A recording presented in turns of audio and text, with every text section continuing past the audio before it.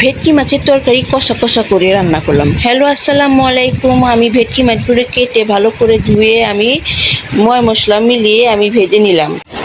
মচমচা করে আমি এই পিঠ ও পিঠ মাছগুলোকে ভালোভাবে ভেজে নিব।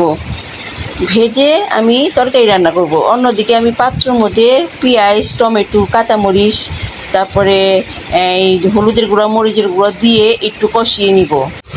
পেঁয়াজগুলোকে ভালোভাবে কষাবো।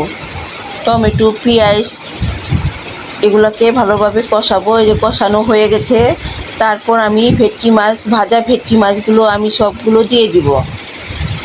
ভেটকি মাছ ভেজে রান্না করলে মজা, এইভাবে কাঁচা রান্না করলেও অনেক মজা।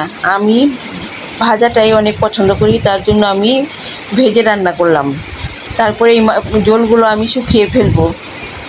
ঝোলগুলো শুকিয়ে আমি একটু হালকা কষা কষা করে নেব।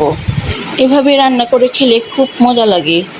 এই দেখেন, অনেক সুন্দর কষা কষা হয়ে গেছে তরকারিটা, দেখতেও খুব ভালো লাগতেছে আর খেতেও অনেক মজা।